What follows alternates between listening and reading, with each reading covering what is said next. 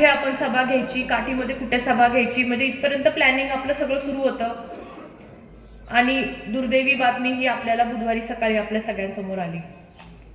खरं तर आता ही जिल्हा परिषद पंचायत समिती निवडणुकीच्या अनुषंगाने आपल्या सगळ्यांपर्यंत येऊन मतदान करा असं म्हणणं सुद्धा खरं तर आमच्या जड अंतकरणाने आपण म्हणतोय, कारण अतिशय शोकाकुल वातावरण सगळीकडे आहे.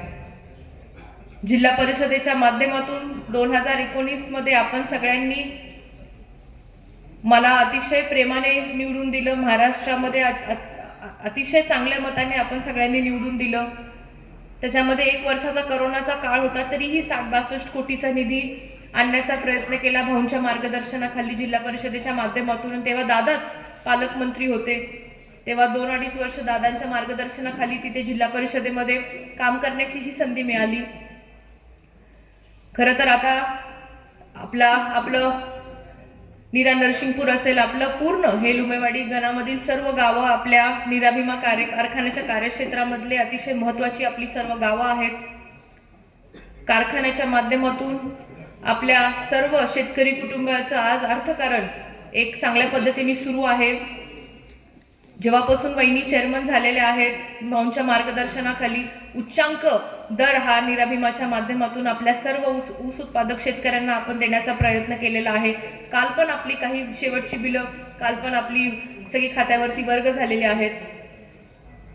कर्मयोगी कारखाना पण खूप चांगल्या पद्धतीने सुरू आहे. अख्ख्या पुणे जिल्ह्यामध्ये 3350 सगळ्यात उच्चांकी दर देण्याचं काम आपण कर्मयोगी कारखान्याच्या माध्यमातून भाऊंच्या मार्गदर्शनाखाली देण्याचं काम केलेलं आहे. छत्रपती कारखाना सुद्धा चांगल्या पद्धतीने कार्यरत आहे. आपल्या सर्व शिक्षण संस्था असतील, त्या शिक्षण संस्था मोठ्या भाऊंनी सुरू केल्या, म्हणून आज आपल्या भागातील सर्व मुलांना चांगलं शिक्षण देण्याचं काम आपण तिथे करतो. येणारा काळ हा आपल्या सर्वांसाठी अतिशय महत्त्वाचा आहे, कारण पुणे जिल्ह्याचं एक कणखर असं नेतृत्व हे आज आपल्यामध्ये नाहीये. त्यामुळे आज आपण गट तट बाकी सगळ्या मतभेद बाजूला ठेवून आपण एकत्रित येणं अतिशय महत्त्वाचं आहे. आपला मतदानाचा दिवस ही 7 तारीख आहे. आपलं चिन्ह हे घड्याळ आहे. त्यामुळे माझ्याबरोबर माझे पंचायत समिती गणामधील जे उमेदवार आहेत, आपल्या टणूगावचे आपले दादा मोहिते पाटील, आपण त्यांना पंचायत समितीसाठी आणि जिल्हा परिषदेला मला आपण मतदान करून घड्याळ या चिन्हासमोरील बटन दाबून मतदान करून आपण आम्हाला निवडून देऊन आपली सेवा करण्याची संधी द्या आणि खऱ्या अर्थाने दादांना श्रद्धांजली अर्पण करा. एवढे शब्द मी आज आपल्या सर्वांच्या समोर इथे व्यक्त करते आणि थांबते. धन्यवाद.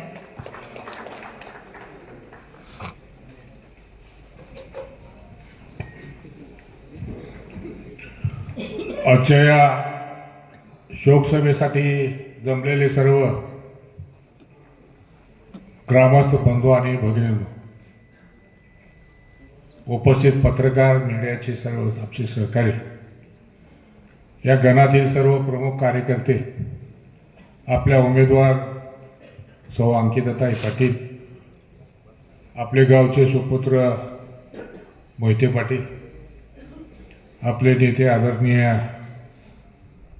हर्षवर्धन भाऊ, आप्पासाहेब जगदाळे, उपस्थित सर्व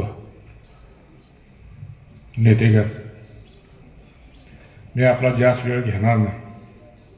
फक्त एकच सांगणार आहे, दादांचा 28 तारखेला दुर्घटना घडली, कशी घडली, काय घडली हे सर्व आपल्याला ज्ञात आहे. पण तुम्ही एकच सांगतो, ज्यावेळेस स्फोट झाला, विमानाने पेट घेतला, त्यावेळेस 5 एकूण त्या ठिकाणी मृत्यू पडले आणि आमचे सहकारी मित्र किरण गुजर त्या ठिकाणी उपस्थित होते आणि त्यांनी लगेच बघितलं, दादांची खुर्ची बाहेर पडली आणि ती तिथे गेला आणि हे दादाच आहे म्हणून त्यांनी त्या ठिकाणी डिपार्टमेंटला सांगितलं. दादा आहे ही गोष्ट खरी, परंतु दादा ओळखू का आले? दादांच्या हाताळ्यात घड्याळ होतं. मित्रांनो, घड्याळ होतं हे कशासाठी सांगतोय? हे घड्याळ, या घड्याळाचं चिन्ह जे आहे या चिन्हांनी दादांना महाराष्ट्राच्या राजकारणामध्ये आणलेलं आहे. प्रत्येकाची आवड असते, मला कुठल्या माझ्या गाडीला प्लेट नंबर पाहिजे, माझा कलर कुठला आवडता आहे, माझी खून काय, अशा पद्धतीची दादाची खून होती.